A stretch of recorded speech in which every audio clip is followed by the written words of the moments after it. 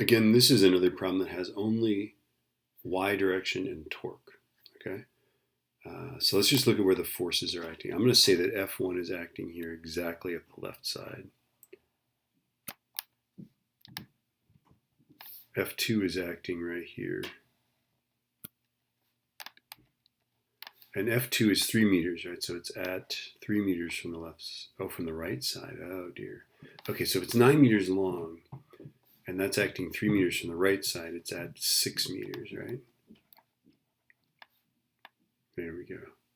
All right, then we also have the force of gravity of this person acting on the beam, right?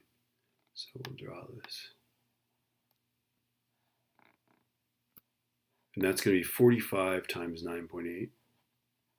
So 45 times G, right, down. And then that is at, where's the person? They're 3 from the left side. So at 3 meters from the left side. All right.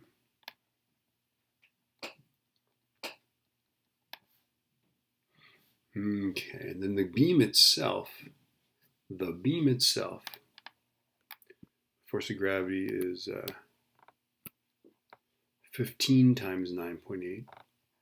And then it's 9 meters long, so this would be at 4.5 meters from the left side because it's at the center. Okay. So now these all have 4 forces on them. They're all pretty standard, so I think we ought to be able to do this, right? So let's set up our y expression. In the y direction, we've got F1 minus 45G, 45 times 9.8, that's what that is, right? 9.81, right? Minus 15G plus F2, and then that adds up to 0, right? And then if we look at torque, let's look at torque. Okay, let's torque about the left side. Let's torque about this spot right here.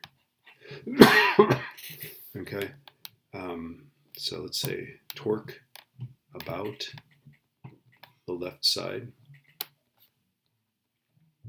Okay, so torque is equal to, let's see, 0 times F1.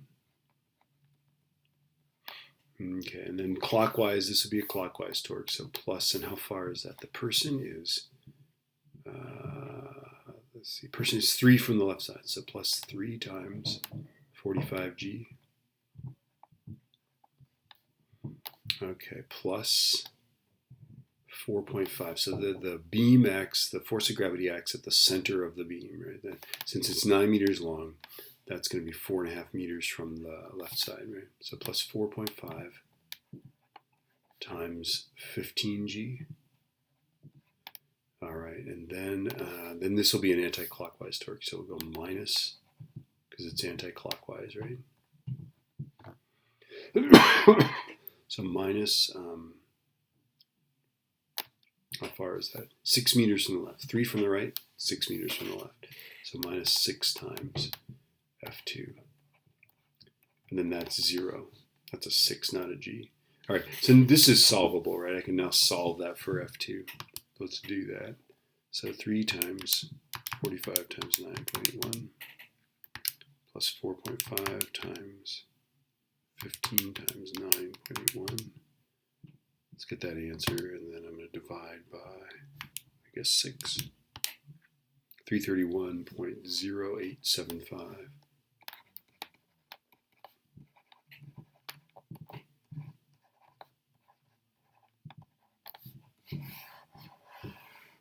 All right, so now I'm going to take that, plug it into this, and I'll be able to solve for that, right? So I'm going to go 331.0875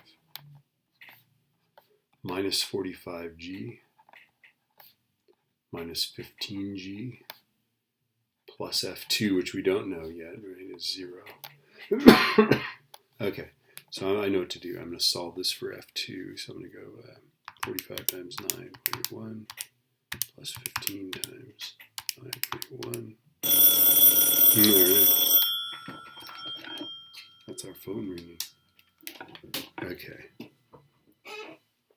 going to get that. Telephone time. Okay, I'm going to get that answer. Wait, I'm up here. Okay, now I got to subtract this guy. So I'm going to go minus this one. 257.5125. Okay, so F2 equals 257.5125. All right, so now the fact that this is positive means that it's up. The fact that that was positive means that it's also up. Okay, so notice that the person, if they're between the forces, right, and the forces, I don't know. But basically, if the downward forces are between the supporting forces, they both are going to be positive. Okay, F1 is a bit more because the person's standing to the left of the center of mass. All right.